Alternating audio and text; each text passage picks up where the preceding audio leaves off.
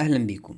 النهارده هنتعلم ازاي تعمل افاتار متحدث زي اللي بيكلمك ده عشان تقدر تقدم بيه محتوى. انا اللي بيكلمك دلوقتي شخصية متصممة بالذكاء الاصطناعي. تعالوا نشوف ازاي نقدر نعملها. هشارك معاكم النهاردة طريقتي الخاصة في عمل افاتار، يعني تقدر تقول اللي هتشوفه في الفيديو ده مش هتلاقيه في اي مكان تاني. موضوعنا النهاردة مقسم لقسمين، الاول هنتعلم ازاي نصمم شخصية افتراضية بطريقتي الخاصة، والتاني هنشوف ازاي نقدر نحرك الشخصية دي بشكل احترافي. هعرفك 3 تريكات سهلة ومختلفة للتصميم، وكمان تريكات للتحريك.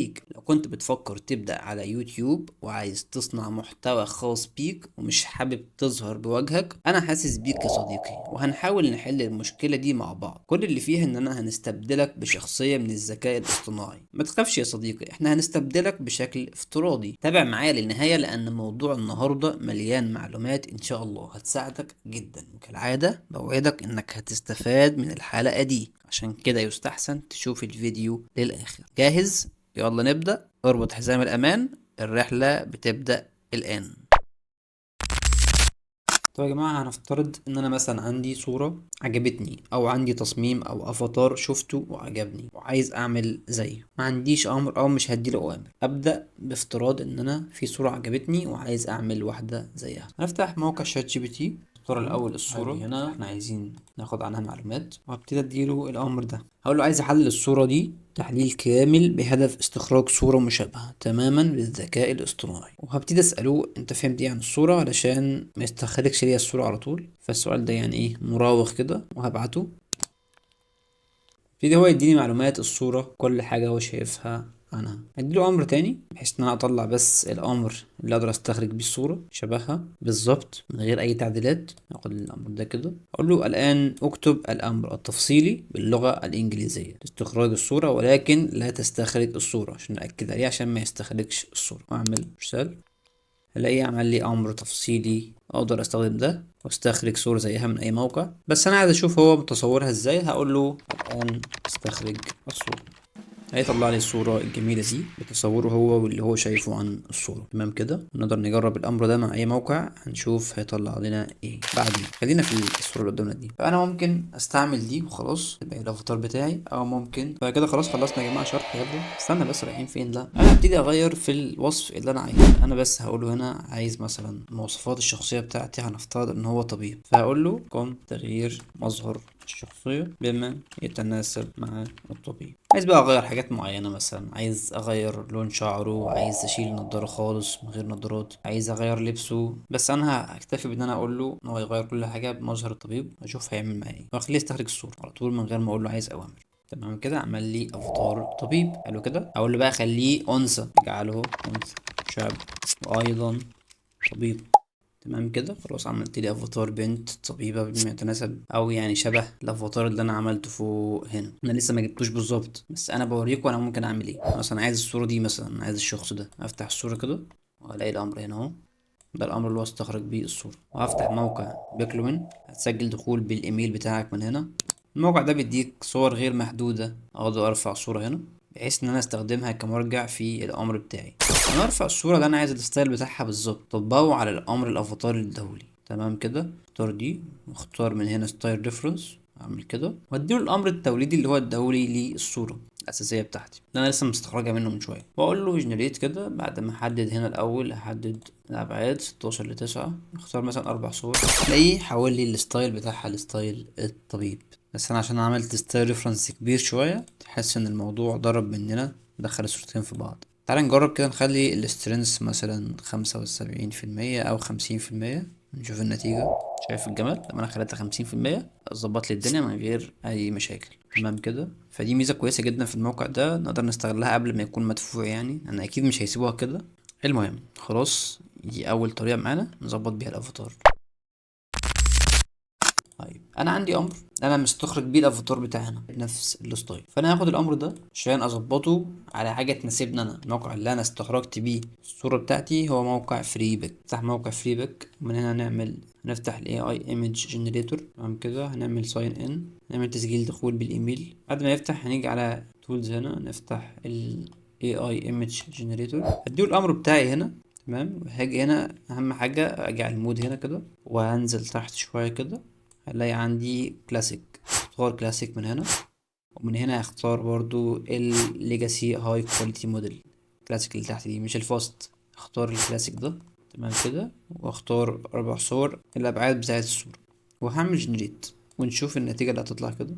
الكلام ده الامر اللي انا استخرجت بيه الافاتار بتاعي، تعرفوا كده. جايز تلاقي صور كويسة عجبتك زي دي باظت، هنعمل جنريت من تاني لحد ما نلاقي في نتيجة عجبتنا. هو بيديك 20 صورة، تقدر تعمل حساب تاني غيره تختار نفس الامر. انا الصورة دي عجبتني خلاص، وهو ده هيبقى الافاتار بتاعي بنفس الستايل اللي انا كاتبه. بس انا عامل الامر ده عام شوية عشان انا الافاتار بتاعي خليه مناسب للشخصية الهندسية بما يتناسب مع شخصيتي. انت بقى تاخد الامر ده وهتروح على شات جي بي تي، هتقول له سيب له الامر هنا، هتقول لي بقى عدل الامر السابق بما يتناسب مع، وتحط هنا الوصف اللي انت عايزه بقى، مهندس، طبيب، مدرس، ايا كان بقى، او عدل الامر السابق وتضيف فيها الحاجة اللي انت عايزها. عايز اخليه يلبس كلاسيك، عايز اخليه يلبس كاجوال، عايز اخليه مدرب، وهكذا. تقدر تعدل زي ما انت عايز، تعدل في مواصفات الشكل، غير فيها زي ما انت عايز. وهتكتبها له هنا. انا بس هكتب حاجة سريعة كده بما يتناسب مع الطبيب مثلا، يعني اشوف هيعمل لي ايه. وهقول له لا تستخرج صورة، برضه لازم أأكد عليه عشان ما يستخرجش هو الصورة. تمام كده، هيديك الأمر بتاع استخراج الصورة، تقدر تاخدها كده. نرجع لفري بيك تاني. أنا خلاص أنا هعتبر إن ده الأفاتار بتاعي خلاص. تمام، أعمل داونلود من هنا، أنزل كده أجرب حاجة جديدة بقى. دي الأمر اللي هو الدوري ده كده، أعمل كنترول في ونفس المود زي ما قلنا، اختاره نفس ال4 صور وجرب. أعمل جنريت كده، الاقيه يعدل لي الوصف بما يتناسب مع الطبيب.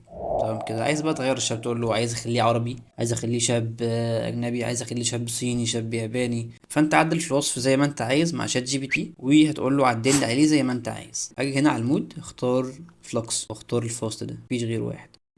ايه رايك؟ مجرد ما أنا غيرت بس الموديل جاب لي النتائج الجامده دي. لو فتحنا موقع فال كده وادينا له نفس الوصف اللي معانا وهنعمل رن، طلع لك النتيجة دي شبه الصورة بتاعتي بالظبط اللي أنا عاملها صورة بروفايل. تغير تاني يطلع لك نفس النتائج شبهها كده. خش بقى على الخطوة التالتة، أسهل طريقة نعمل بيها أفاتار وهيبقى شكله جميل. نفتح معانا موقع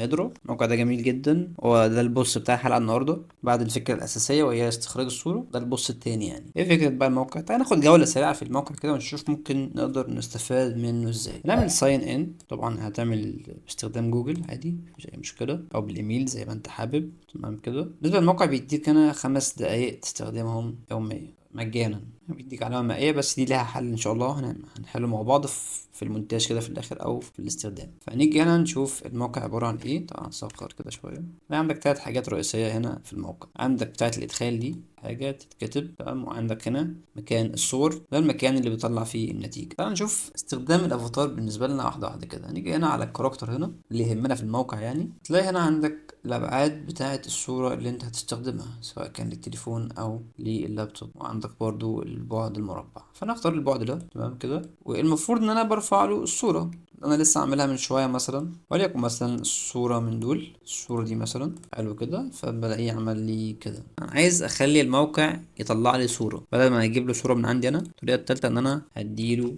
الامر اللي انا استخرجت بيه الصورة من شوية، وهعمل كريت من هنا.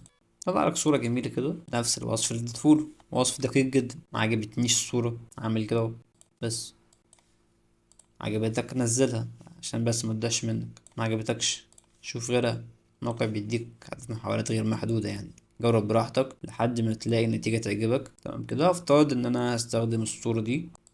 دي كده الطريقة التالتة في التصميم، ان انا بستخدم موقع هيدرا نفسه يطلع لي التصميم بتاعي بعد ما عملت الامر طبعا، او بعد ما اخدت الامر اللي عندي وعدلت عليه زي ما احنا عدلنا مع شات جي بي تي من شوية. انت ممكن بقى تعمل الصوت ازاي. هنيجي خطوة بس اضافة الصوت. ممكن تسجل انت صوتك بنفسك من هنا، تعمل ريكورد، تختار انك تسجل، وممكن تعمل ابلود لصوت من عندك على الجهاز. وممكن تكتب حاجة هنا وتختار صوت من الاصوات المجانية دي. في اصوات مجانية وفي اصوات مش مجانية. نفترض انك تختار صوت من دول مثلا، تكتب اللي انت عايزه هنا، والشخصية الموجودة هنا هتتكلم اللي انت كتبته. انا المفروض بحمل الصورة كده وخلاص بقى بنضيف الصوت. لو انا عندي صوت متسجل بعمل هنا دراج اند دروب. لو انا مثلا هاخد صوت زي ده واعمل اوبن، تمام. لاحظ انك انت في المجاني ما بتعملش اكتر من 30 ثانية. يعني انت لو معاك دقيقة بتقسمها على مرتين. تمام. تيجي هنا بس انا حطيت له صوت، الصورة استخرجتها من عنده او استخدم اللي انا جايبها مش هتفرق، وهعمل جنريت من هنا. تمام، ابتدي اعمل جنريت واستنى لحد ما يطلع لي النتيجة زي دي.